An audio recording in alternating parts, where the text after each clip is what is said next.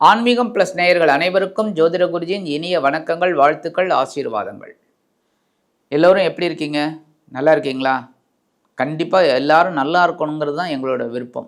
இந்த பதிவை பார்வதி பரமேஸ்வரால் துணியோடும் நவ கிரகங்களின் நல்லாசியோடும் முருகப்பெருமானின் திருவருளோடும் இந்த பதிவினை ஆரம்பிக்கின்றோம். சப்ஸ்கிரைப் பண்ண அனைத்து இனிய நெஞ்சங்களுக்கும் எங்களது நன்றிகள். அதே சமயம் சப்ஸ்கிரைப் பண்ணலை அப்படின்னா பண்ணிக்கங்க. அதேமாதிரி இந்த பதிவை பாருங்கள், ஷேர் பண்ணுங்கள், லைக் பண்ணுங்கள், கமெண்ட் பண்ணுங்கள். இது எங்களுக்கு ஒரு உத்வேகத்தை கொடுக்கும். நிறைய பதிவு உங்களுக்கு உடனுக்குடனே கிடைக்கும். நிறையா இந்த நோட்டிஃபிகேஷன் பட்டன் அமைக்கிட்டிங்கன்னு வச்சுக்கோங்க, ஆட்டோமேட்டிக்காக உங்களுக்கு வந்துடும். இப்போ இந்த அருமையான காணொலியில் நம்ம பார்க்க போகிறது என்ன அப்படின்னா, செவ்வாய் பகவானின் அதி அற்புதமான ஒரு பெயர்ச்சி. செவ்வாய் பகவான் அப்படின்னாலே மங்களக்காரகன், பூமி காரகன், ரொம்ப அற்புதமான ஒரு கிரகம். உணர்ச்சி, ரத்தம் எல்லாத்துக்குமே அவர் தான் காரகனே. செவ்வாய் பகவான் மட்டும் இல்லைன்னா ஜீவராசிகளுக்கு ஒரு தெம்பே வராது. சக்தி, பூமியோட பையன், அதுதான் பௌமன்னு பேர்.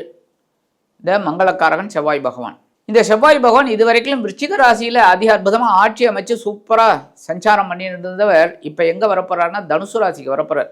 ஆல்மோஸ்ட் தனுசு ராசியும் அவரோட நட்பு கிரகமான குருவோட வீடு தான். அந்த வகையில் இந்த செவ்வாய் பகவான் 7/12/2025 முதல் 15/1/2026 வரைக்கும் இந்த தனுசு ராசியில் பிரயாணம் பண்ணுறார். தனுசு ராசிங்கிறது காலச்சக்கர தத்துவத்தின்படி 9ஆம் இடம். 9ஆம் இடம்னாலே பாக்யஸ்தானம், அற்புதமான இது. அந்த இடத்துல இந்த செவ்வாய் பகவான் வர்றது ரொம்ப ரொம்ப ரொம்ப ரொம்ப விசேஷம். ஏன்னா இது வரைக்கும் 8ஆம் இடத்துல இருந்தார் காலச்சக்கர தத்துவத்தின்படி. ஏகப்பட்ட குழப்பங்கள், ஏகப்பட்ட பிரச்சனைகள், நாட்டிலேயும் சரி வீட்லேயும் சரி. இப்போ அதெல்லாம் விலகி இப்போ நல்லபடியான சுபிக்ஷம் ஏற்படும். 7/12/2025 முதல் 24/12/2025 வரைக்கும் கேதுவின் மூலம் நட்சத்திர காலில் இந்த செவ்வாய் பகவான் டிராவல் பண்ணுறார். அதற்கு அடுத்தபடியாக 25/12/2025 முதல் 10/1/2026 வரைக்கும் சுக்கிர பகவானின் பூராடம் நட்சத்திர காலில் டிராவல் பண்ணுறார்.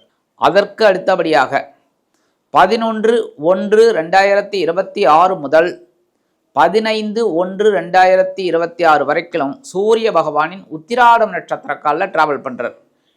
இது மட்டும் ஏன் ஷார்ட் பீரியட் உங்களுக்கே தெரியும். தனுசு ராசினாலே மூலம், போராடம், உத்திராடம், ஒரு பாதம், ஒரே ஒரு பாதம் தான் அங்கே இருக்குது. அப்போ உடலற்ற நட்சத்திரம்னு சொல்லக்கூடியது. அப்போ இந்த இடத்துல பார்த்தீங்கன்னா இந்த ஒரே ஒரு பாதத்தில் சஞ்சாரம் பண்ணுறதுனால தான் இந்த ஷார்ட் பீரியட்.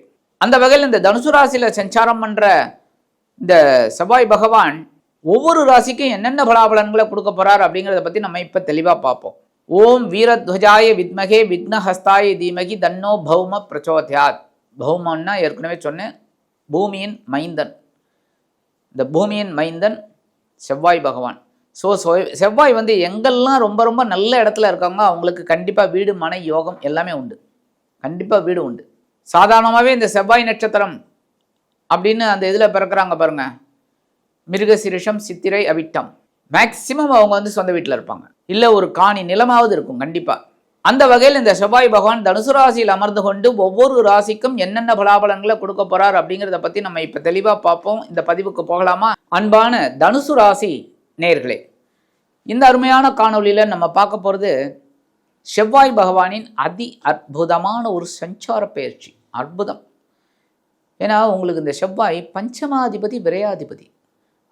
நான் எல்லா ராசிலையும் அந்தந்த நேரத்தில் பஞ்சமாதிபதியை பற்றி சொல்லுவேன். பஞ்சமாதிபதி அற்புதம். ஏன்னா போன ஜென்மத்து கர்மாக்களை இந்த ஜென்மத்தில் நம்ம கழிக்கிறதுக்காக தான் வந்திருக்கோம். எல்லாரும் இன்க்ளூடிங் மை செல்ஃப். நான் மட்டும் என்ன வானவெளியிலேருந்தா வந்திருக்கேன்? இல்லை, எல்லாரும் பூலோகத்துக்கு வந்ததெல்லாம் கர்மாக்களை அனுபவித்து அதை குறைச்சி நம்ம நல்லபடியாக போகணும். அந்த வகையில் இந்த பஞ்சமாதிபதி, விரையாதிபதி செவ்வாய் பகவான் இது வரைக்கும் எங்கே இருந்தார் அப்படின்னு பார்த்தீங்கன்னா, உங்களோட விரயஸ்தானம் அப்படிங்கிற 12ஆம் இடத்துல அயனசயன போகஸ்தானத்தில் ஆட்சி அமைத்து உங்களுக்கு அற்புதமான பயணங்களை ஏற்படுத்தி கொடுத்தார். எதிர்பார்த்த அல்ல எதிர்பாராத ஒரு பயணங்களையே அற்புதமாக உங்களுக்கு கொடுத்து அற்புதமான ஒரு முன்னேற்றத்தை கொடுத்தார், சந்தோஷத்தை கொடுத்தார். திடீர்னு நல்ல ஏதாவது ஒரு ஆன்மீக பயணம் இல்லை அப்படின்னா அது என்ன அந்த கோட்டைகள் எல்லாம் பார்க்குறதுக்கு போவோம் பாருங்க, அந்த மாதிரிலாம் ஒரு பயணங்கள், இந்த மாதிரிலாம் நிறைய நீங்கள் பண்ணீங்க. அதுமாரி சில பேருக்கு சொத்து சேர்க்கை உண்டாச்சு, வீடு மனை வாகனம். ஏன்னா மங்களக்காரகன் பூமிக்காரகன் அவர் விரயஸ்தானத்தில் இருந்தாருனாலே ரொம்ப விசேஷம். உத்தியோகத்தில் இடமாற்றம், தொழில் வியாபாரத்தில் ஒரு ஏற்றம், வேறு இடத்துக்கு மாற்றம், எல்லாம் நல்லபடியாக போச்சு. அதே சமயம் அந்த விரயஸ்தானத்தை விட்டு விலகி இப்போ எங்கே வரப்போறாருன்னு பார்த்தீங்கன்னா உங்கள் ஜென்மராசிக்கு வரார். அடப்பாவமே, ஜென்மராசிக்கு வந்தால் குழப்பம் அதிகமாகுமே. கவலைப்பட வேண்டாம், குழப்பம் இருக்கும், ஆனால் தெளிவும் உடனே வந்துடும். ஏன்? குரு பகவான் 7ஆம் பார்வை உங்களை பார்த்துட்டு இருக்கார். அப்புறம் என்ன, குரு மங்கள யோகம் இருந்தாலும் அப்பப்போ கொஞ்சம் டென்ஷன் அதிகமாகும். இந்த டென்ஷனை கொஞ்சம் குறைச்சிக்கோங்க. பிபி மாத்திரை இருந்தால் போட்டுக்கோங்க. பிபி இருந்ததுன்னா, பிபி இல்லைன்னா வேண்டாம், எதுக்காக போட்டுக்கணும். அதேமாரி எடுக்கிற காரியங்களில் கொஞ்சம் இது இருக்கும், கஷ்டங்கள் இருக்கும். உத்தியோகத்துலேயும் சரி, தொழில் வியாபாரத்துலேயும் சரி, கொஞ்சம் கஷ்டங்கள் இருக்கும். தெளிவாக யோசித்து தெளிவாக முடிவெடுத்து தெளிவாக போனீங்கன்னா உங்களுக்கு தெளிவான வெற்றி கண்டிப்பாக இருக்கு. எல்லாமே தெளிவு. அதுமாதிரி சுபகாரிய நிகழ்ச்சிகள் அற்புதமாக நடக்கும். மங்களக்காரகன் இல்லையா? ஏன்னா அவங்க ஜென்மராசிலேருந்து 7ஆம் பார்வை 7ஆம் இடத்தை வேற பார்க்குறார். கலத்திரத்தை ஏற்படுத்தி கொடுத்துருவார். ரொம்ப நாளாக திருமணமாகல குழந்தைக்கு அப்படின்னா அந்த திருமண யோகம் உண்டாயிடும். ஒன்று தனுசு ராசியை சேர்ந்த குழந்தைகள், அப்படி இல்லை அப்படின்னா இந்த தனுசு ராசியில் பிறந்தவாளுக்கு இந்த பையனோ பொண்ணோ இருந்தாலும் வச்சுக்கோ, நல்ல வரன் அமையும். நண்பர்கள் ஆதரவு அதிகமாக இருக்கும், நண்பர்கள் வட்டாரம் அதிகமாக இருக்கும், ரொம்ப ஜாலியாக இருப்பேள். அதுமாதிரி உடல் ஆரோக்கியத்தில் கொஞ்சம் கவனமாக இருங்க. சாப்பாட்டு விஷயத்தில் அதான் மெயின். உடல் ஆரோக்கியம்னாலே சாப்பாடு தான். நிறைய பேர் என்ன பண்ணுறான்னா கண்டதை சாப்பிட்றான். அங்கங்கே ஃபுட் கோர்ட் இருக்கும், இல்லைன்னு சொல்ல முடியாது. ரோடு ஓரம் பார்த்திங்கன்னா ஏகப்பட்ட தள்ளுவண்டி கடைகள், ஏகப்பட்ட ஹோட்டல்கள், ஏகப்பட்ட இதெல்லாம் இருக்குது. ஆனால் அதே சமயம் எங்கே பார்த்தாலும் ஒரு மருத்துவமனைகளும் இருக்கா அங்கங்கே. அதான் ஏன்னா கண்டதை நம்ம சாப்பிட்டுட்டு உடம்பு கட்டு போய் நம்ம தான் டாக்டர்கிட்ட போகிறோம். ஆக நம்ம நாக்கு ருசியை பார்க்குறோம், அது வயிறு என்ன பண்ணுறது, ஏற்றுக்க மாட்டேங்கிறது. அதனால தான் உணவு கட்டுப்பாடு வேணும். எல்லாருமே உணவு கட்டுப்பாடு வேணும். நமக்கு என்ன தேவையோ நல்லா கொஞ்சமாக இருந்தாலும் நல்லா சாப்பிட்டு போங்க, அந்த மாதிரி இருங்க. அதுவுமே உங்கள் உடம்புக்கு ஒத்துக்காத சாப்பிடாதீங்க. 7/12/2025 முதல் 24/12/2025 வரைக்கும் கேதுவின் மூலம் நட்சத்திர காலில் வரும்போது கண்டிப்பாக உடல் ஆரோக்கியத்தில் கவனமாக இருக்கணும், எடுக்கிற காரியங்களில் கவனமாக இருக்கணும். அதே மாதிரி இந்த தொழில் வியாபாரத்தில் இருக்கிறவா ரொம்ப ரொம்ப நிதானமாக காய நகர்த்தணும். அதுமாரி உத்தியோகத்தில் இருக்கிறவாலும் பொறுமையாக வேலை செய்யணும். மேலதிகாரிகளெல்லாம் அனுசரித்து போகணும். கோபம் வரும், அவள் சொல்கிறத கேட்டு கொஞ்சம் கோபம் வரும், ஆனால் அதெல்லாம் கண்ட்ரோல் பண்ணிக்கணும், கவனமாக இருக்கணும். சரியா? 25/12/2025 முதல் 10/1/2026 வரைக்கும் 6/11 கூடிய அதிபதி சுக்கிர பகவானின் போராடம் நட்சத்திர காலில் வர இந்த நேரத்தில் நிறைய பேர் கடன் உண்டாகும். ஏதாவது ஒரு கடனை அடைக்கிறதுக்காக ஒரு கடன் வாங்குற மாதிரி ஒரு சூழல் உண்டாகும். அதேமாரி குடும்பத்துக்கு எதனா வாங்கணும் அப்படின்னா கையில் காசு இருக்காது, கொஞ்சம் கடன் வாங்கலாமே அப்படிங்கிற மாதிரி ஒரு சிச்சுவேஷன் நிறைய பேருக்கு ஏற்படும். அதேமாரி தொழில் வியாபாரத்தில் லாபம் வரணும் அப்படிங்கிறதுக்காக புதிய முதலீடு புகுத்தணும் அப்படிங்கிறதுக்காக கொஞ்சம் கடன் வாங்குற மாதிரி இருக்கும். அதேமாதிரி உத்தியோகத்தில் மறைமுக எதிர்ப்புகள் இருக்கும். இந்த சக நண்பர்களே பெருசாக பள்ளம் தோண்டுவான் பின்னாடி. எப்படி? குண்டூசியை வச்சே பெரிய பள்ளத்தை நோண்டுவான். எதுக்குன்னா உங்களை தள்ளுறதுக்கு.